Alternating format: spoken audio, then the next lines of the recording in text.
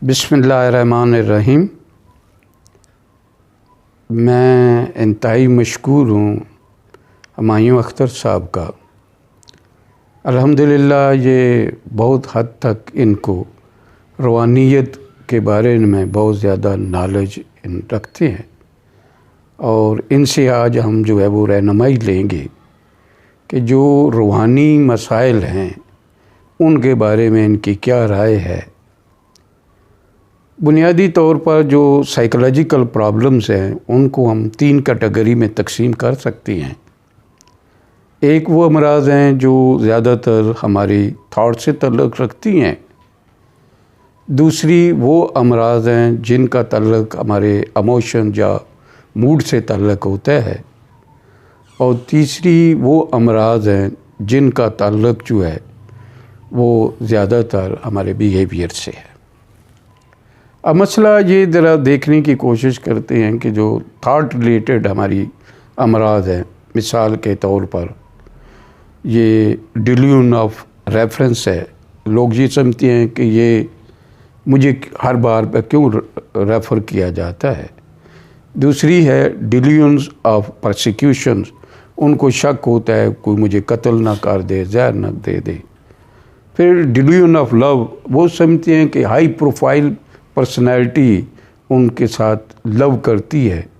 जैसे कोई आदमी है वो कहे कि इंडिया में जो है कतरीना कैफ जो है वो मुझसे मोहब्बत करती है, वो बॉर्डर की वजह से इस तरफ नहीं आ सकती, इस तरह के ख्यालात। डिल्यूजन ऑफ ग्रैंडोसिटी है जिसमें ये समझता है कि मैं बड़ा राजा हूँ, प्रिंस हूँ, शहजादा हूँ, ख़ान हूँ, लोग मेरी इज़्ज़त करें। इसी तरह डिल्यूजन ऑफ इनॉर्मिटी है, यानी मैं कहीं फूंक मारूं, बात करूं तो उससे हर चीज़ चेंज हो जाती है। या बाद लोगों को ये ख्याल होता है कि मेरा अल्लाह के साथ इतना गहरा ताल्लुक़ है कि मैं जो है वो अल्लाह मेरी हर बात को सुनता है और मैं उससे बातें करता हूँ। इसी तरीके से जो बाद लोगों के अंदर ये टेंड होता है कि इसी तरह के ख्यालात की एक और डिल्यूजन ऑफ इनफिडेलिटी है। मेरी बीवी के किसी के साथ जो है अनफेयर रिलेशंस है, बच्चे मेरे नहीं हैं, जायज़ नहीं हैं, उनको बाद दफ़ा लोग कत्ल कर देते हैं। इस तरह के थाट जो हैं ताल्लुक़ रखते हैं।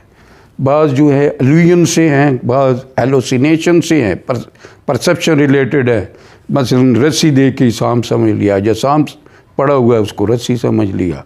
या हेलुसिनेशंस, उनको जो है वो सुनते हैं, देखते हैं, उनको चीज़ें नज़र आती हैं, चुड़ैलें नज़र आती हैं, फरिश्ते नज़र आते हैं, और इस तरह की उनको जो है हेलुसिनेशंस के अंदर इस तरह प्रॉब्लम। इसी तरीके से मूड के डिसऑर्डर्स हैं, इमोशन के डिसऑर्डर हैं। बाद लोग जो है फियर्स उनके होते हैं, बाद लोगों की happiness out of the way celebrate करते हैं। जैसे जो है डिप्रेशंस है, डिप्रेशन जो है ये बाइपोलर डिप्रेशन भी हो सकता है, डिप्रेशन में रहते हैं, और बाद दफ़ा डिप्रेशन और साथ खुशी और इस तरह मिक्स रवैये होते हैं। और फिर बाद केसेस के अंदर बिहेवियर है, मसलन अटेंशन सीकिंग बिहेवियर हो गया, जो है वो हर आदमी ये अटेंशन चाहता है।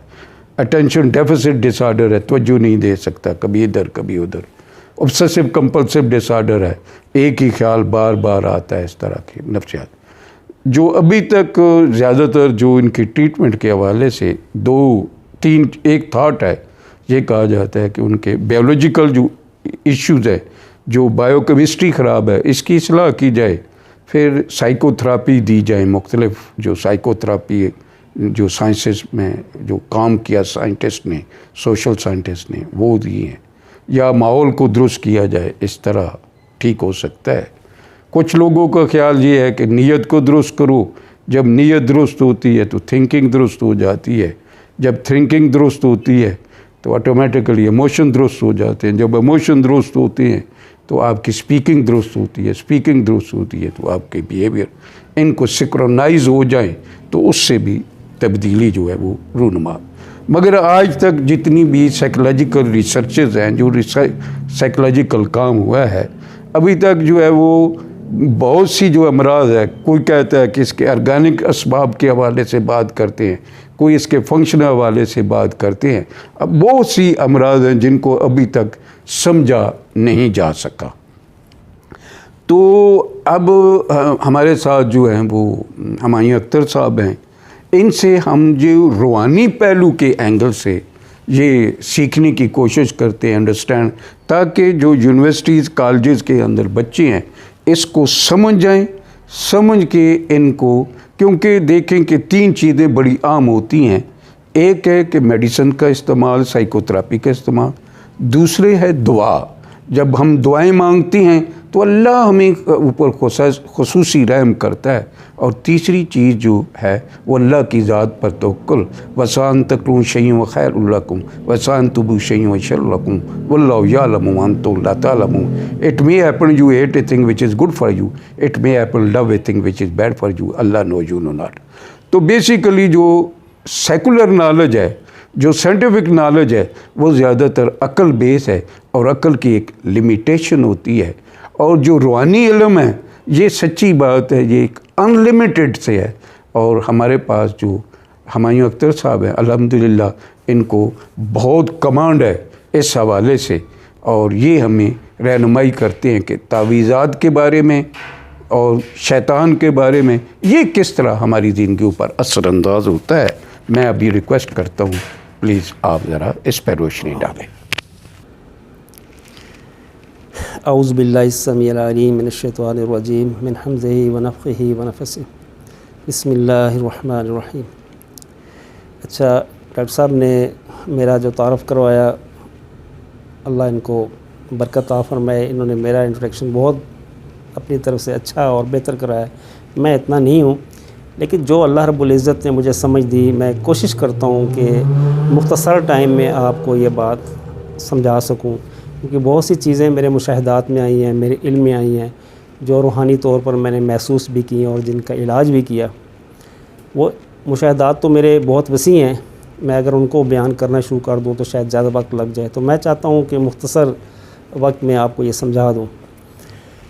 دیکھیں، جادو جو ہے وہ تو برحق ہے، یعنی برحق سے مراد کہ ایک عمل ہے، اور جس کا ذکر اللہ نے قرآن میں کیا. حق تو اللہ کی ذات ہے، لیکن ایک لفظ عام استعمال کی جاتا ہے، مجھ سے بھی نکل گیا. لیکن جادو ایک الگ عمل ہے، اس کے پیچھے انسان اور جنات دونوں ملتے ہیں تو یہ وارد ہوتا ہے، یہ عمل میں آتا ہے. دوسرے نمبر پر ویسے ہی جنات کی مداخلت ہوتی ہے، عمل داخل ہوتا ہے ہماری زندگیوں میں، چھیڑخانیاں ہوتی ہیں، پریشان کرتے ہیں. جادو کا جو ذکر ہے وہ تو اللہ رب العزت نے، یعنی سورہ بقرہ کی آیت نمبر 102 کے اندر اللہ نے ذکر کیا اس بات کے. اور خاص طور پر سلیمان علیہ السلام کے بارے میں، جو اس وقت کے جو لوگ تھے وہ یہ کہتے تھے کہ سلیمان علیہ السلام جو ہیں وہ اللہ کے نبی نہیں بلکہ ایک جادوگر ہیں، اور اپنے جادو کے ذریعے سے انہوں نے جنات پر اور ہوا پر اور چرند پر جو ہے کنٹرول اختیار کیا، حاصل کیا ہوا.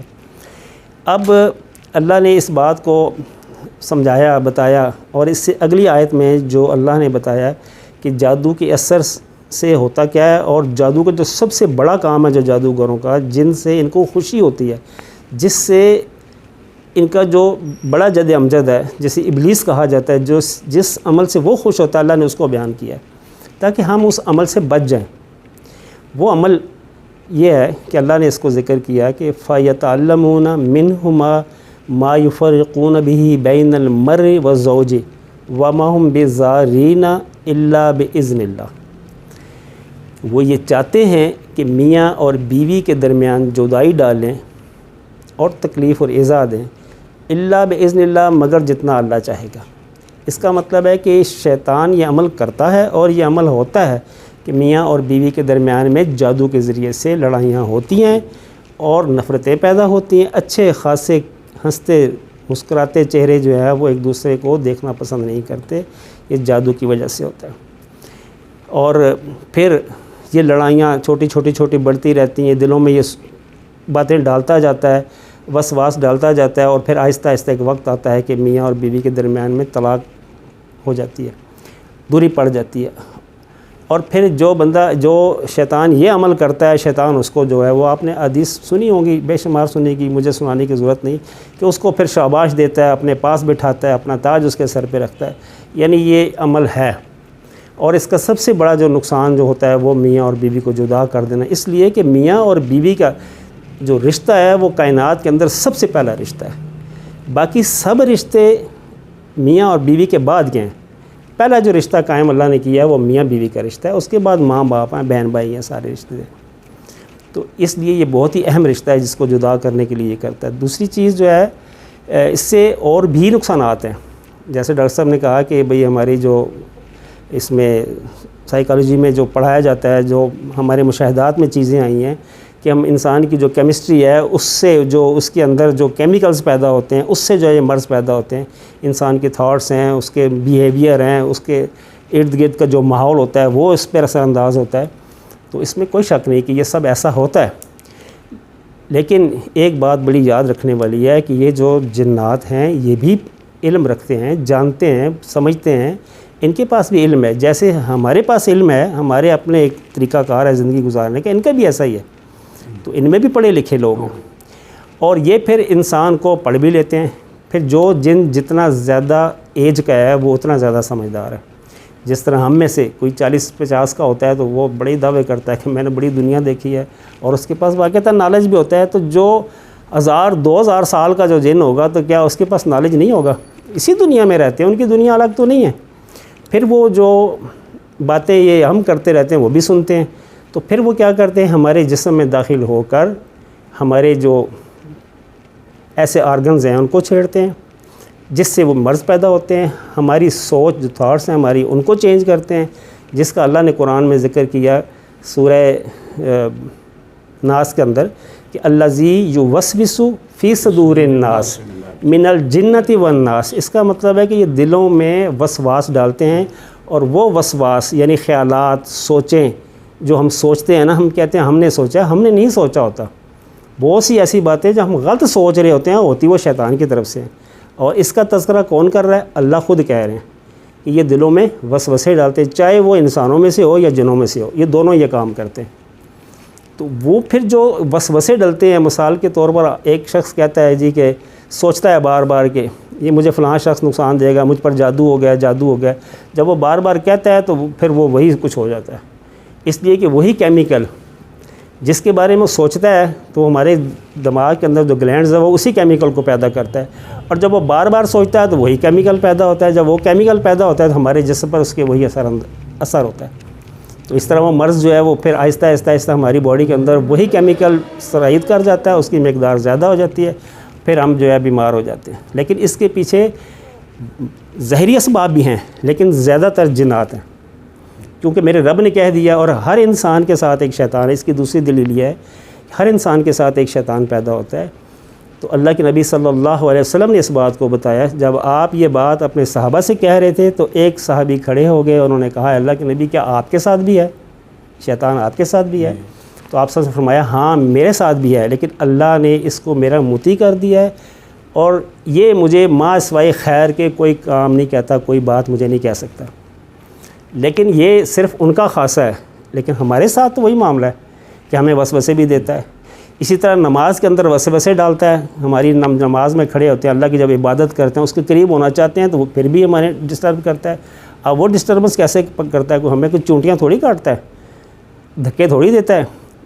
وہ کیا کرتا ہے؟ وہ خیالات کا سلسلہ شروع کرتا ہے، اور رسول اللہ صلی اللہ علیہ وسلم نے اس کا نام خنزب بتایا، یعنی اس شیطان کا جو صرف نماز کے اندر ڈسٹربنس پیدا کرتا ہے، اس کا آپ نے کہا اس کا نام خنزب ہے، اور اس کی ڈیوٹی یہی ہے کہ وہ نماز میں آپ کو وسواس ڈالے۔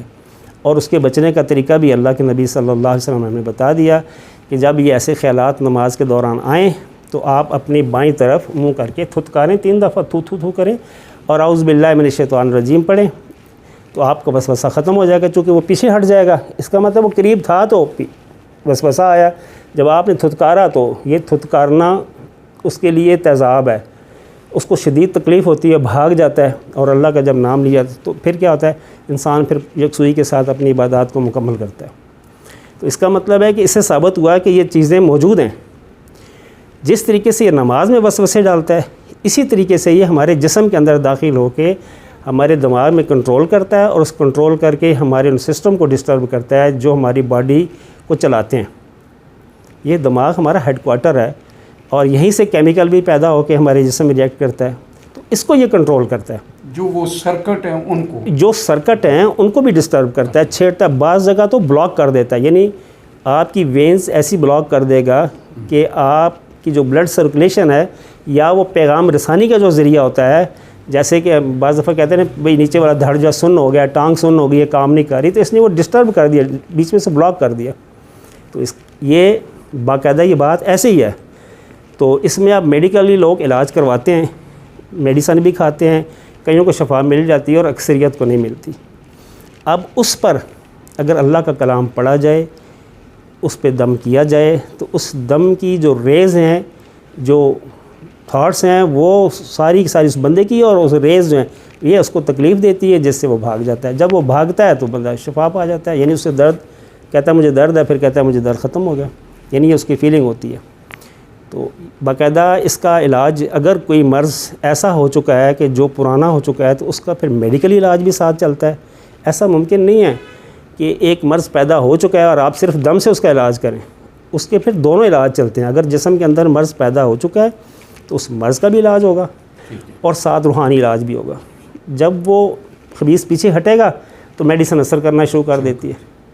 3 چیزیں وہ کون سی ہیں جس کی وجہ سے جو ہے نا ان کے جو تعویذات اور ان کے شیطانوں کے زیادہ اثرات مرتب ہوتے ہیں؟ شیطان کے جو اثرات ہیں وہ کن لوگوں پر زیادہ؟ ان لوگوں پر زیادہ ہوتے ہیں۔ ایک تو یہ ہے جیسے بتایا نا کہ ایک شخص ہے جو بیٹھا ہوا ہے، جس نے مختلف چلے کر کے غلط قسم کے چلے کرتا ہے اور شیاطین کو وہ قابو کر لیتا ہے، اور پھر شیاطین کے ذریعے وہ پھر انسانوں کو تنگ کرتا ہے۔ لوگ جاتے ہیں اس سے تعویذ لیتے ہیں، پیسے دیتے ہیں، اور وہ تعویذ دیتا ہے۔ وہ تعویذ گھر میں جب آتا ہے تو وہاں سے پھر وہ اس کے پیچھے وہ جن جس کی وہ ڈیوٹی لگاتا ہے وہ آ جاتا ہے، اور پھر وہ تنگ کرتا ہے۔ اب وہ تنگ ویسے نہیں کر سکتا، وہ بھی موقع کی تلاش میں رہتا ہے۔ یہ ڈاکٹر صاحب اس طرح ہوتا ہے کہ یعنی ہر حالت میں وہ کبھی قریب نہیں آ سکتا۔ وہ آئے گا، اس وقت آئے گا جب آپ بہت غمزدہ ہوں گے، پریشان بیٹھے ہیں، غمزدہ ہیں، کسی بھی غم میں مبتلا ہیں، اس وقت یقیناً آپ اللہ کی طرف توجہ نہیں ہوتی، اللہ سے ہم دور ہو جاتے ہیں، مایوسی چھا جاتی ہے۔ تو اس موقع پر اس کا ہمارے جسم میں داخل ہونا آسان ہو جاتا ہے۔ دوسرے نمبر پر خوف زدہ، جب ہم کسی چیز کا بھی نا خوف، وہ کوئی گزر گیا، کوئی آ گیا، سائیکالوجیکل بھی ہوتا ہے بعض دفعہ، ایسے بندے کو خیال آتا ہے، ایسے لگتا ہے جیسے کوئی گزر گیا ہے۔ جنات بھی ہوتے ہیں، لیکن بعض دفعہ ویسے بھی وہم ہو جاتا ہے بندے کو، کیونکہ باتیں سن سن کے، وہ پڑھ کے، دیکھ کے وہ سمجھتا ہے کہ شاید میرے ساتھ بھی جنی ہے۔ تو اس کے ساتھ بھی جب معاملہ ہوتا ہے، وہ کیا ہوتا ہے، پھر خوف میں مبتلا ہو جاتا ہے۔ وہ ذرا سا کچھ ہوتا ہے تو وہ کہتا ہے اوہ کچھ گزر گیا۔ اب وہ خوف جب اس کے دل میں آیا، اس وقت وہ ویک ہو چکا ہے۔ جب وہ ویک ہوتا ہے تو اس وقت پھر اس کے جسم میں داخل ہونا اس کے لیے آسان ہوتا ہے۔ اسی طریقے سے بہت زیادہ خوشی، یعنی کوئی خوشی کی خبر مل گئی، شادی ہے، جیسے اکثر دیکھا ہے کہ شادیوں کے اندر یا انتہائی خوشی کے اندر ہم کیا کرتے ہیں، ہم ہر وہ کام کرتے ہیں جو اللہ کی نافرمانی والا ہوتا ہے۔ بالکل صحیح۔ پھر ہم یہ خوشی حالانکہ اللہ کی طرف سے ہوتی ہے، اس کو خوش نہیں کرتے، لیکن اپنے نفس کو خوش کرتے ہیں، اور اس خوشی میں ہم بے جا پیسہ لوٹاتے ہیں اور غلط کام کرتے ہیں، سب کو پتہ ہے۔ تو 3 موقع ہیں، خوف زدہ، غم زدہ اور بہت زیادہ خوشی۔ ان 3 موقعوں پر یہ ہم پر غالب آتے ہیں، اور اگر کوئی غالب آ جائے، ایسا واقعہ بن جاتا ہے، تو پھر اسے چاہیے کہ وہ استغفار کرے اپنے گناہوں پر، اپنی کوتاہیوں پر، کہ اے اللہ یہ اس سے پہلے میرے ساتھ نہیں ہوا، تو نے حفاظت کی، شاید یقیناً مجھ سے کوئی غلطی ہوئی ہے جس کی بنیاد پر یہ مجھ پر غالب ہوا ہے۔ اللہ تو نے جیسے پہلے میری حفاظت کی ویسے آج حفاظت کر، اور میں اپنی کوتاہیوں پر، اپنی غلطیوں پر تجھ سے معافی چاہتا ہوں۔ یہ استغفار کرے، استغفار کرے گا، پھر وہ آیات، قرآنی آیات ہیں جس کے حدیث کے اندر بہت سی ملتی ہیں، آپ بک سے ڈھونڈ سکتے ہیں، وہ آیات پڑھیں۔ سورہ بقرہ کی آخری 2 آیات کے بارے میں صحیح بخاری کے اندر ہے، رسول اللہ صلی اللہ علیہ وسلم نے فرمایا کہ اگر کوئی بندہ ان 2 آیات کو پڑھ لیتا ہے تو وہ اس کی کفایت کرتی ہیں اس کو ہر تکلیف اور پریشانی سے۔ اور یہ اسپیشل اللہ نے اپنے نبی کو تحفہ دیا ہے، یہ سورہ بقرہ کی 2 آیات۔ تو یہ بہت ہی وزنی اور بہت ہی زیادہ ان کے اندر تاثیر ہے، لیکن اس کی تاثیر تب پیدا ہوگی جب آپ کے اندر یقین کی کیفیت ہوگی۔ سبحان اللہ۔ کیونکہ قرآن سبھی پڑھتے ہیں لیکن اس کا اثر، اس کی جو ساؤنڈ ہے اس میں جو قوت پیدا ہوتی ہے، ریز میں جو قوت پیدا ہوتی ہے وہ آپ کی یقین پہ ہے. تو جس یقین کے ساتھ آپ پڑھیں گے انشاءاللہ وہ ہوگا. کیونکہ رسول اللہ صلی اللہ علیہ وآلہ وسلم فرماتے ہیں کہ اللہ کہتے ہیں، یہ حدیث قدسی ہے، اللہ کہتے ہیں بندہ جیسا گمان رکھ کر مجھ سے مانگتا ہے میں اس کے ساتھ ویسا معاملہ کرتا ہوں. تو جب میں ابھی میرا یقین نہیں ہے اور میں پڑھ بھی رہا ہوں اور کہتا ہوں یہ کیسے ممکن ہے کہ یہ ہو جائے، لیکن پڑھ بھی رہا ہوں اور شک میں، تو پھر یہ مجھے فائدہ نہیں ہوگا. تو اس لیے جو دعائیں ہیں، مختلف دعائیں ہیں، آپ ان کو اختیار کریں، پڑھیں.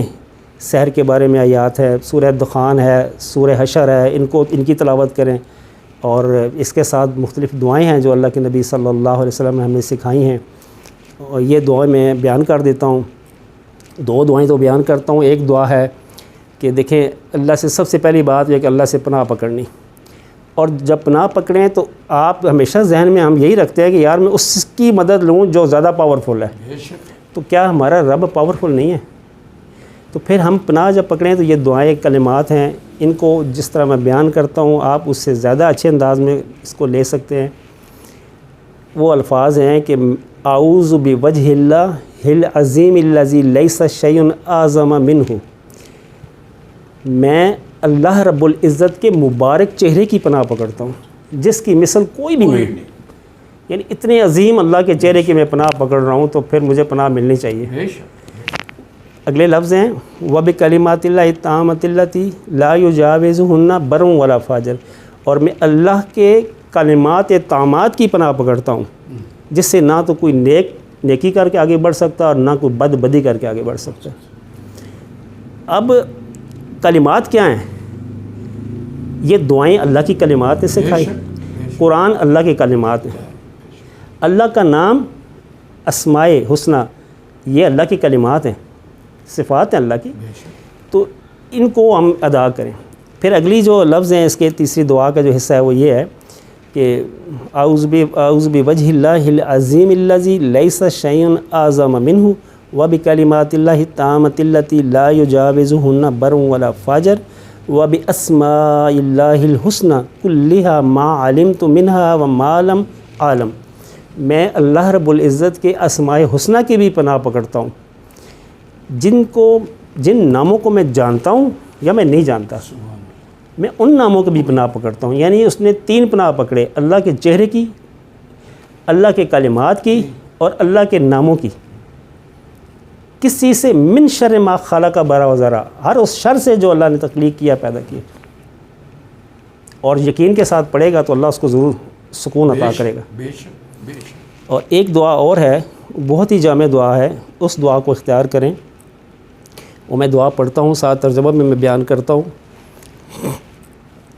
اعوذ بکلمات اللہ التامۃ التی لا یجاوزہن بر ولا فاجر من شر ما خلق برا و ذرا ومن شر ما ينزل من السماء ومن شر ما يعرج فيها ومن شر ما زرع في الارض ومن شر ما يخرج منها ومن شر فتن اللیل والنہار ومن شر کل طارق الا طارق یترک بخیر یا رحمان.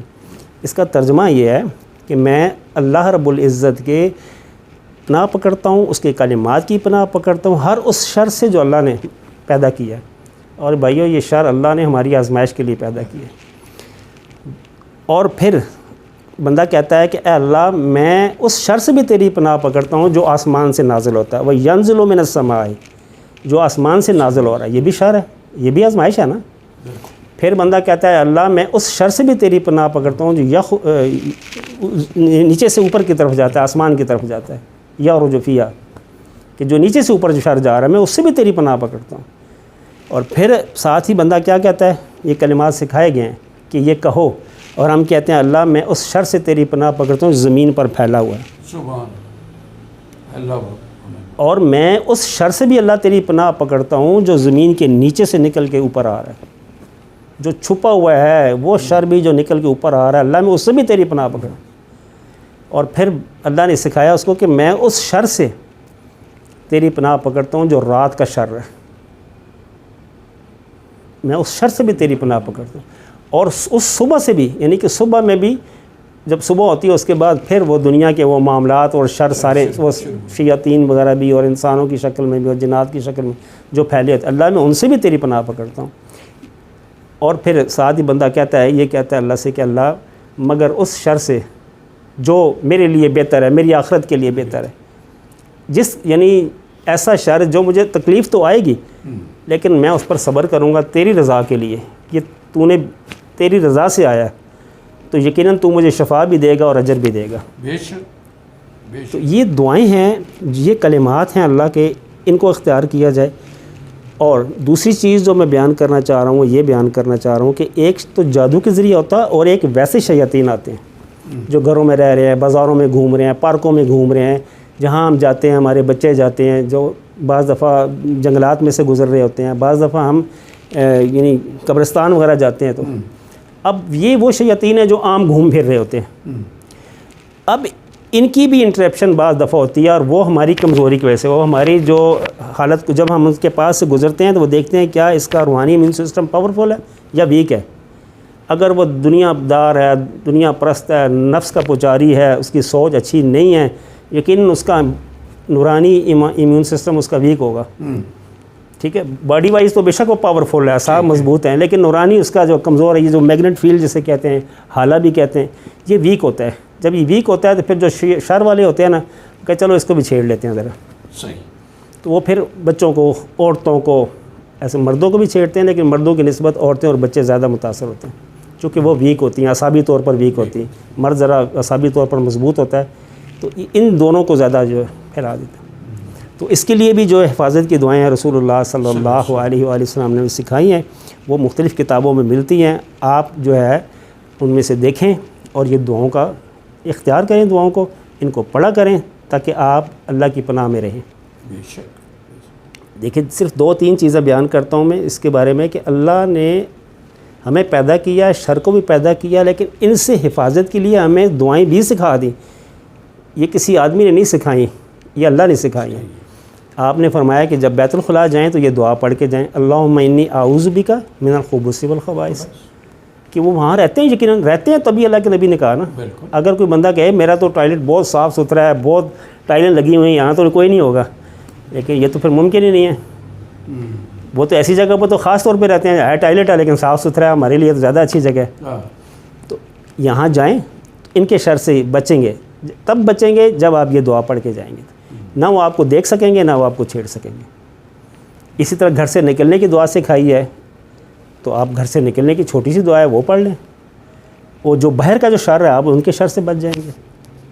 بلکہ ایک روایت میں نے پڑھا ہے کہ جب بندہ گھر سے نکلنے کی دعا پڑھ لیتا ہے، بسم اللہ توکلت علی اللہ لا حول ولا قوت الا باللہ، تو وہ جو بندہ گھر سے نکلتا ہے تو دوسرے شیاطین جو ہے نا بھاگ کے اس کے قریب آتے ہیں، جو باہر ہیں، روڈوں پہ ہیں، ایک تو ہمارے ساتھ ہے نا، ایک روڈوں پہ ہے، ہجوم لگا ہوتا ہے، وہ بھاگتے ہیں، چلو آؤ اس کو پکڑتے ہیں، اس کو بہکاتے ہیں۔ تو یہ جو ہمارے ساتھ ہوتا ہے نا، یہ ان کو کہتا ہے کہ اس نے تو گھر سے نکلنے کی دعا پڑھ لی، اس پر تو اب میرا زور بھی نہیں چل رہا، تم اس پر وقت ضائع نہ کرو، کسی اور کو دیکھو۔ تو یہ اس کا فائدہ ہے۔ گھر سے جب باہر سے جب گھر آئیں تو گھر والوں کو السلام علیکم کہیں، سلامتی بھیجیں، دعا پڑھیں، وہ جو باہر والے اندر نہیں آ سکیں گے، آپ کی لڑائی نہیں ہوگی۔ ورنہ عموماً ایسا ہی ہوتا ہے کہ جب بندہ گھر سے باہر سے گھر آتا ہے تو آتے ہی بیوی برس پڑتا ہے، یہ کیا کپڑے کہاں پڑے ہیں، بچوں کو دیکھو یہ کیا کر رہے ہیں، یہ چیزیں تم نے نہیں سنبھالی، کھانا بھی تک نہیں بنایا، بجائے اس کے پوچھنے کے وہ لڑنا شروع کر دیتا ہے۔ اصل میں وہ اس کے ساتھ جو شر آر ہوتا ہے وہ اس کو ہر چیز بری کر کے دکھاتے ہیں، تو اس لیے لڑائیاں اور فتنے فساد برپا ہوتے ہیں۔ اسی طریقے سے ہمارے جسموں کے اندر مرض بھی پیدا کرتے ہیں اور پھر ہم پریشان ہوتے ہیں اور بجائے اس طبیب کی طرف جانے کے دنیاوی طبیبوں کی طرف دوڑتے ہیں، اور پھر سارا سال ساری زندگی دوائیاں کھاتے رہتے ہیں، ٹھیک نہیں ہوتے، اس کے پاس نہیں جاتے کہ اس نے میرا علاج کیا رکھا ہے۔ یعنی ہمارا جسم 2 چیزوں پر، ایک ہمارا یہ مادی جسم ہے اور ایک اس کے اندر ایک روح ہے۔ جیسے ہمارا جسم بیمار ہوتا ہے اور اس کے لیے میڈیسن کی ضرورت پڑتی ہے، تو اسی طریقے سے ہماری جو روح ہے وہ بھی بیمار ہوتی ہے۔ جب ہم عبادات نہیں کرتے، گناہوں کو کثرت سے کرتے ہیں تو یہ روح بیمار ہوتی ہے، تو اس کا علاج اللہ نے اوپر سے آسمان سے نازل کیا ہے۔ وہ استغفار ہے، درود ابراہیمی ہے، قرآن کی تلاوت ہے، اذکار ہے، اللہ کو پکارنا ہے، یہ اس کی صحت کے لیے۔ دیکھیں یہ جسم جو ہے ہمارا جسم، یہ مادی جسم ہے، اس کی ضرورت کی ہر چیز اللہ نے زمین سے پیدا کی. ہمارا لباس ہے، ہمارا کھانا ہے، ہماری میڈیسن ہے، ہر چیز زمین سے پیدا کی. اسی طرح روح اوپر سے آئی ہے تو اللہ نے اس کے علاج کے لیے اوپر سے نازل کر دیا ہے، قرآن کو نازل کر دیا، دعاؤں کو نازل کر دیا، اپنا ذکر نازل کر دیا. میرا ذکر کرتے رہو گے تو اگر آپ ان چیزوں سے بچنا چاہتے ہیں تو اسلام کو فالو کریں، اسلام کی دعائیں، اور ساتھ اس کے اپنے گناہوں پر شرمندگی اور استغفار کریں. وضو میں رہیں، استغفار کریں کثرت کے ساتھ، اور اللہ کے نبی صلی اللہ علیہ وسلم پر درود بھیجیں. اس لیے یہ میں اپنی طرف سے نہیں کہہ رہا، بلکہ اللہ رب العزت قرآن میں یہ بات کہتے ہیں، ان اللہ و ملائکتہ یصلون علی النبی یا ایھا الذین آمنوا صلوا علیہ وسلموا تسلیما، کہ اللہ کہتے ہیں میں اللہ اور میرے فرشتے درود بھیجتے ہیں نبی پر، اے ایمان والو تم بھی میرے نبی پر درود بھیجو. یہ اللہ کا حکم بھی ہے، اللہ کی چاہت بھی ہے، اللہ کا اپنا ذاتی عمل بھی ہے. بھائیو اس کو اختیار کرو، اس کو کثرت سے پڑھو، دل کی ساتھ پڑھو، اللہ اور اللہ کے رسول کی طرف توجہ کرتے پڑھو گے تمہارے بہت سے مسائل حل ہو جائیں گے، تمہاری ذہنی پریشانیاں ختم ہو جائیں گی، یہ نفساتی الجھنیں ختم ہو جائیں گی، آپس میں پیار محبت قائم ہو جائے گا، نفرتیں ختم ہو جائیں گی. اس کو اختیار کرو. یہ ان کے علاج ہیں، اور یہ ہے جادو بھی ہے، اس کے اثرات بھی ہیں. جنات ویسے بھی موجود ہے، جنات کے ویسے بھی اثرات ہیں. اس کے لیے کسی اچھے عامل کے پاس جاؤ، ایسے بندے کے پاس نہ جاؤ جو آج کل بہت زیادہ عیسائی کرسچن کے پاس بھی لوگ جا رہے ہیں اور دوسرے لوگوں کے پاس بھی لوگ جا رہے ہیں، پیسے دیتے ہیں، جا کے علاج کرواتے ہیں. یہ صحیح نہیں ہے، وہ آپ کو اور مصیبت میں ڈال دیں گے، اور مصیبت میں ڈال دیں گے. تو اس کا بہترین طریقہ یہی ہے کہ استغفار ہے، کثرت کے ساتھ قرآنی آیات ہیں ان کی تلاوت کریں، اور کسی ایسے بندے کے پاس جائیں جو بندہ واقعتاً اللہ سے ڈرنے والا ہے، لالچی نہیں ہے، صاحب علم ہے. تو آپ جائیں اس سے پوچھیں، وہ آپ کو کچھ نہ کچھ ضرور بتائے گا، کچھ نہ کچھ ضرور دے گا. انشاءاللہ آپ کو صحت ملے گی. اگر کسی کو مشورے کی ضرورت ہو تو وہ بے شک ڈاکٹر صاحب کے ذریعے مجھ سے رابطہ کر سکتا ہے، میرا نمبر لے سکتا ہے. انشاءاللہ جو مجھ سے ہو سکا میں اس کو اچھا گائیڈ کروں گا انشاءاللہ. جیسے آپ نے ابھی بات کی ہے، بات تو 100% میجارٹی جو نفسیاتی امراض ہیں ان کے پیچھے جب ہم دیکھتے ہیں تو دو چیزیں بڑی کار فرما ہوتی ہیں. ایک خوف ہوتا ہے، ایک رنج ہوتا ہے. خوف کا تعلق جو ہے وہ بیسیکلی آپ کے فیوچر سے ہوتا ہے، اور رنج کا تعلق جو ہے وہ آپ کے ماضی کے ساتھ تعلق ہوتا ہے. تو یہ تو اللہ کا ہمیں رہنمائی قرآن دیتا ہے، فمن تابع ہدایا فلا خوف علیہم ولا هم یحزنون. Those who follow my guidance they need no fear and worry. جو اللہ کی ذات پر غیر متزلزل یقین رکھتے ہیں، نہ ان کو خوف ہوتا ہے، نہ ان کو حزن ہوتا ہے، وہ نفسیاتی طور پر مریض ہی نہیں بنیں گے. ٹھیک ہے. اور پھر جو جن لوگوں کا اللہ سے تعلق قائم ہو جائے، ہوا معکم اینما کنتم، جہاں کہیں بھی ہوتا ہوں میرا اللہ میرے ساتھ ہوتا ہے. جب جس کے ساتھ اللہ ساتھ ہو جائے تو اس کو کون سی نفسیاتی پرابلم ہو سکتی ہے. تو بیسیکلی اگر اپنا اللہ سے ہمارا تعلق گہرا ہو جائے، ٹھیک ہو جائے، اور نبی کریم صلی اللہ علیہ وسلم کی اتباع کے جو ہے زندگی ہم گزاریں، تو انشاءاللہ ہماری جو ہے وہ نفسیاتی ایشوز جو ہیں وہ کم سے کم ہوں گے، اور ہم ایک بہت خوشگوار، ہیلدی، ہیپی لائف جو ہے وہ گزاریں گے. میں آپ کا انتہائی مشکور ہوں کہ آپ نے ہمیں ٹائم دیا اور بڑی اچھی رہنمائی کی ہماری، کہ ہم اگر میرے بچے جو ہیں یونیورسٹی کالجز کے اندر اگر یہ اس چیز کو ریلیجیسلی فالو کرتے ہیں، جو نبی کریم صلی اللہ علیہ وسلم کے بتایا ہوا طریقہ ہے اور اللہ کا جو بتایا ہوا حکم ہے ان کے مطابق زندگی، اور وہ ہیپی اور خوشگوار زندگی ہوگی، اور اس میں خیر ہی خیر ہے، برکتیں ہی برکتیں ہیں، رحمتیں رحمتیں ہیں، اور بہترین اس دنیا میں بھی زندگی ہوگی اور آخرت کی. جزاک اللہ خیر. بہت شکریہ.